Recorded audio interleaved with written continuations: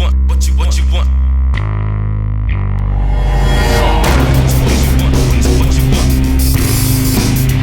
Come on. What you want? What you want? Come on. What you want? Come on. What you want?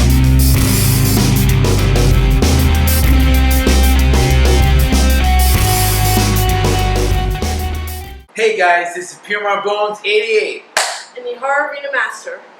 So today we saw a movie which was called the spin-off Conjuring of Curse of La Llorona. Sorry The if I Curse of La Llorona. what she said. And the director Michael Chaves, producer James Wan was involved in this.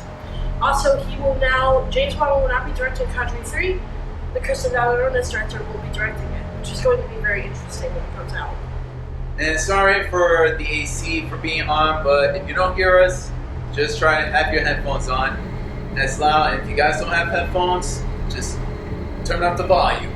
So yes, eventually this was a spin-off to the Conjuring franchise, and this was pretty interesting, even with the horror legends, and including there were some spin-off, and the guest star actress Linda Cardellin. Yep. Yes, that's her name. Believe it or not, she is, like I said, the same actress who played Velma in Scooby-Doo, the live action. It wasn't too bad. I thought it was interesting, but there were some couple of bits of scenes that I felt disappointed or a bit confused, or maybe just some scenes where the legends was quite untrue. Now, if you don't know the Curse of La Llorona, it's about a woman who drowned her 2 children. Her name is Maria. She fell in love with a famous musician. Now, the legend goes that because the musician traveled a lot, he fell in love with another woman. Well, she didn't take it very well. She became depressed and killed her children out of spite. After her death, she was not allowed into heaven due to what she had done. She was told she found her children's spirits and brought them to heaven with her if she could. However, obviously they probably already ended up in heaven. So her spirit is forever cursed to walk this world, killing random children who may walk by at night. The way to know if she's around is if you hear weeping. If you hear her weeping, you need to run. But mostly she goes for small children, mostly boys. Not confusing me, had a girl called. So this movie is about a widow with 2 children, and right now they are being haunted by this strange ghost named La Llorona. La Llorona. La Llorona. Basically the reason they're being haunted is because the mother, who is a widower of a cop who died, they are being haunted because she saved 200 children from La Llorona. When the mother was angry, cursed them by being haunted by the same spirit. However, like I said, the movie divulges away from the legend sometimes. Yeah, it just, yes, but however, there were not too much jump scares. That's actually better. I felt like the last movie, The Nun, had way too many jump scares for my liking.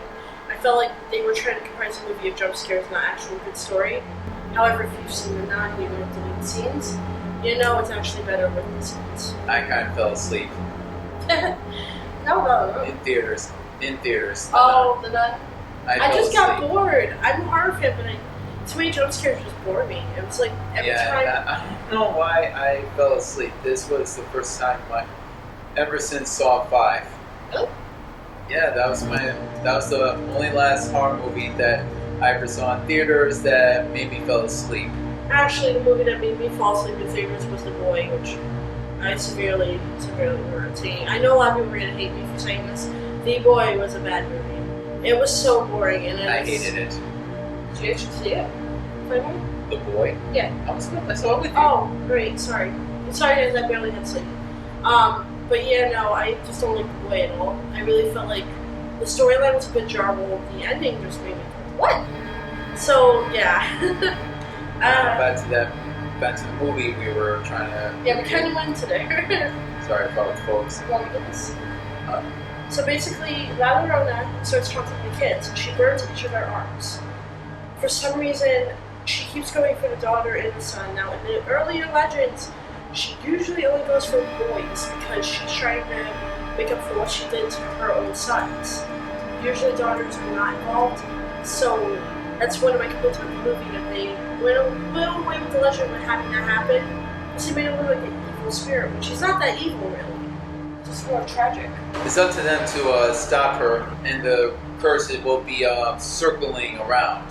Yes, La Llorona was trying to drown them. And There are some mentions about like between the other Conjuring films. The priest from Annabelle was in it. The Annabelle doll. Yep, we actually saw her. There were many actually mentions about Annabelle that like it was kind of comparing the two spirits. I was expecting the nun to appear in this film, like a cameo. We were expecting it, but you have to understand that Valak right now is believed to be dead. For now. So this also had the timeline is so messed up right now. The Curse of La Llorona happens around the same time as the first Conjuring movie, so Valak has not really. She's around, but she hasn't been introduced just yet. This is more of talking about the Mexican urban legend, Tina urban legend. Yeah. However, also expect her to maybe make an appearance again in the Conjuring universe because of what happened here. The storyline is pretty good, decent. It's not too bad. There's not much jump scares. The characters, they were very interesting, including the mother and the two children's. Like I said, it's hilarious how Velma had to deal with real monsters, and now she has to deal with La Llorona. Oh god. That was a joke I kept making while watching this. We didn't get to see it in theaters, but since we finally saw it, it does count. It does, because I told him we have to watch this before Annabelle comes out, which we are reviewing next. Curse of La Llorona. Curse of La Llorona is pretty good, and maybe I might get it for Blu-ray and DVD. For me, it was interesting. It kept me going, but there were some times where I felt like the storyline was kind of fading away from its original point, or they were treating the urban legend a little bit too much for my liking. I was really excited about this movie because I already knew about her urban legend. Unfortunately, it didn't stay true, which disappointed me a lot. I felt it was just like another. I just felt like it was another Exorcist movie. However, I am excited because this director will be making The Conjuring 3. Maybe he'll have more areas to go with, because I know The Conjuring 3, I've heard, is based off the Devil Made Me Do It murders. So, due to that trial being so controversial during the time, I'm excited to see what they're doing. Yeah, just hope they like combine them into one movie. So, just to rate this film for Curse of La Llorona. Sorry. The Curse of La Llorona. I would give it. I have to give it a 7.5 out of 10. I'd have to be less generous. I have to give it a 6 out of 10. Like I said, I have a lot of complaints. It's not like the director wasn't great, but there's a lot. You can't divulge against an urban legend no matter how much you like this movie. You have to stay true.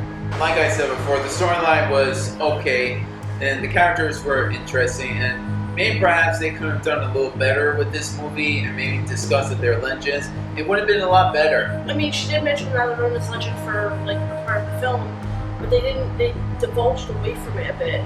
She does not go for female children, no matter what, or mothers. She mostly goes after boys. She drowns boys that look like her kids that she killed. So the fact that they divulged away from that angered me a bit as an urban legend fan. However, for separately as a film, I liked it. The acting was great, the storyline was okay, and the director I feel like has so much potential in this universe. We'll probably get this on Blu-ray and DVD, and maybe we could at least just have like most of all the Conjuring spin-offs and the franchise and sequels, and perhaps sooner or later we'll have like more Conjuring movies when it comes to theaters. Like I said, I'm excited for Annabelle comes home, because I've heard this is going to get crazy. Yeah. A lot of spirits are going to get released in this one, so we actually can see newer ones. Maybe La Llorona will make an appearance, because the crossbow is taken to the horns. Oh, and another thing, this is also a promo for the Creepy Channel Crawl. That's right. Yes, guys, we will actually be appearing on Creepy Channel Crawl. Wow, I'm saying it now. And I'm very excited. I've actually been waiting for this all year. I can't wait to do this with my boyfriend. We're about to celebrate 2 years. So yeah, guys, please check us out and check out the rest of the channels as well that are going to be featured. Yeah, and it'll be hosted by the Horror Addicts, Corey B, and Denny Nightmare. Oh yes. So this is P.M.R.Bonez88. And the Horror Arena Master. Signing off. We're saying is Peace.